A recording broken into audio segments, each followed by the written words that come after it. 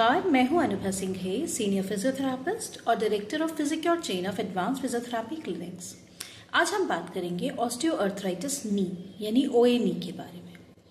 आप सभी ने देखा होगा आपकी सोसाइटीज़ में, परिवार में अक्सर लोग जो नी पेन की कंप्लेन करते हैं उसका रीज़न ऑस्टियोआर्थराइटिस नी भी होता है। तो आज समझते हैं कि ऑस्टियोआर्थराइटिस नी क्या होता है, क्या चीज़ें इसको प्रीडिस्पोज करती हैं और कैसे हम अपने घुटने का ख्याल रख सकते हैं, स्पेशली फिजियोथेरेपी की मदद से। नी आर्थराइटिस एक डिजेनरेटिव जॉइंट डिसीज है, यानी कि उम्र के साथ साथ हमारे जो घुटने के पास आर्टिकुलर कार्टिलेज होता है वो घिसने लगता है। कई चीज़ें इसे प्रीडिस्पोज भी करती हैं, जैसे कि ओवरवेट होना या लगातार ऐसा काम करना जिसमें आपको वॉकिंग या स्टैंडिंग प्रीडिस्पोज कर सकती है इन चीज़ों को।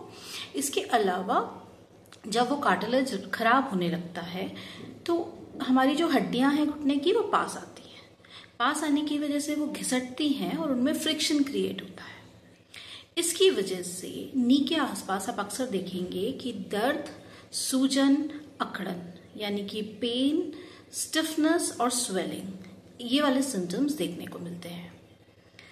इस कंडीशन में खास तौर पे अवॉइड करना चाहिए लॉन्ग स्टैंडिंग और हल्के में नहीं लेना चाहिए। घुटने की सूजन अगर लगातार बनी हुई है, दर्द लगातार बना हुआ है, तो बहुत ज़रूरी है कि हम अपने नियरेस्ट डॉक्टर से कंसल्ट करें। आप ऑर्थोपेडिशियन से कंसल्ट कर सकते हैं, आप फिजियोथेरापिस्ट से डायरेक्टली भी कंसल्ट कर सकते हैं। यहाँ पे फिजियोथेरेपी में हमारा उद्देश्य होता है कि अर्थराइटिस वाले पेशेंट की चाल बिगड़ने से पहले, यानी कि जब दर्द बढ़ जाएगा तो आपका चलने का तरीका, जिसको हम गेट बोलते हैं, वो भी काफ़ी चेंज हो जाता है। दर्द की वजह से पेशेंट उस घुटने पे वजन ना डालते हुए दूसरे घुटने पे ज़्यादा वजन डालता है, जिसकी वजह से उस दूसरे घुटने पे भी जोर पड़ता है और कमर पे भी जोर पड़ता है। तो ये सब चीज़ें अवॉइड करना और जितनी जल्दी हो सके दर्द और सूजन को मैनेजेबल बनाना, घुटने की मांसपेशियों में ताकत लाना, ये फिजियोथेरेपी उपचार का सबसे प्रमुख बिंदु होता है। अर्थराइटिस कई ग्रेड्स का होता है। अगर सिवियर अर्थराइटिस है तब कई बार घुटने के ऑपरेशन की सलाह दी जाती है, जिसे कहते हैं TKR, टोटल नी रिप्लेसमेंट।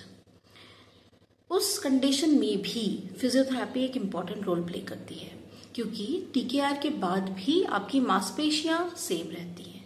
यानी कि अगर हम मांसपेशियों की ताकत पे पहले से काम करेंगे, उनके लचीलेपन पे पहले से काम करेंगे, तो बाद में जाकर आपको अपनी नॉर्मल एक्टिविटीज करने में बहुत जल्दी आराम मिलेगा, आपको बहुत जल्दी रिकवरी मिलेगी। फिजियोथेरेपी दो तरह से काम करती है, एक इलेक्ट्रोथेरेपी, दूसरा एक्सरसाइज थेरेपी। इलेक्ट्रोथेरेपी यानी कुछ मशीनों की सहायता से, या ये हम कहें भौतिक चिकित्सा की मदद से। इसमें हम कई सारे अलग अलग टाइप के डिवाइसेस यूज कर सकते हैं। उद्देश्य है खून का संचार बढ़ाना घुटने के मांसपेशियों में, उसके आसपास, ताकि सूजन कम हो, दर्द कम हो, तभी आप एक्सरसाइज कर पाएंगे। कुछ लोग ये गलती करते हैं कि दर्द में ही अच्छी, तेज या कहें तो कठिन एक्सरसाइजेस शुरू कर देते हैं। ये सही नहीं है। जब दर्द में आप एक्सरसाइज करेंगे तो मांसपेशी और भी ज़्यादा टाइटनेस में, या बोलते हैं कि वो जो डर होता है ना कि पेन बढ़ जाएगा, उसकी वजह से अकड़न और ज़्यादा बढ़ जाएगी। दर्द और अकड़न, सूजन कम होने के बाद हम एक्सरसाइजेस बढ़ाते हैं और ये फिजियोथेरेपी प्रोग्राम चलता रहता है कुछ महीनों के लिए। ज़रूरी नहीं है कि आपको पूरा समय फिजियोथेरेपी क्लिनिक पर जाकर ही एक्सरसाइजेस को करना है। इनिशियल कंसल्टेशन और इनिशियल सिम्टम्स सबसाइड होने के बाद जो एक्सरसाइजेस आपको सिखाई जाती हैं वो आप आसानी से घर में भी कर सकते हैं।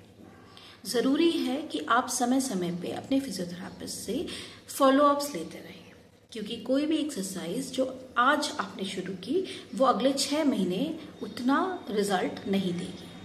जब आप उसको अच्छे से करने लगेंगे तो आपको अगली स्टेज की एक्सरसाइजेस सिखाई जाएंगी, है ना। बहुत सारी अलग अलग ट्रेनिंग होती है। लचीलापन बढ़ाना, रेंज ऑफ मोशन यानी कि घुटने में कितना आपका घुटना मुड़ता है, कितना सीधा होता है, उसको हम रेंज ऑफ मोशन कहते हैं।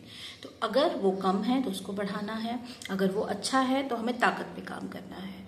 साथ ही साथ ये भी देखना है कि किसी भी वजह से आपको फिर से दर्द और सूजन का सामना ना करना पड़े। ये सभी चीज़ें फिजियोथेरापिस्ट के पॉइंट ऑफ असेसमेंट में बहुत इंपॉर्टेंट रोल प्ले करती हैं और इस हिसाब से हम अपना प्रोग्राम डिज़ाइन करते हैं।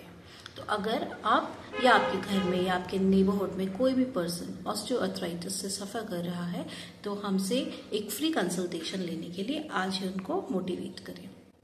आप हमसे कंसल्ट कर सकते हैं, अपना इंडिविजुअल असेसमेंट करा सकते हैं, हमारे क्लिनिक्स विजिट कर सकते हैं जो कि भोपाल, इंदौर, सागर, जयपुर, मंडीदीप, अब्दुल्लागंज, दिल्ली में भी हैं। Thank you.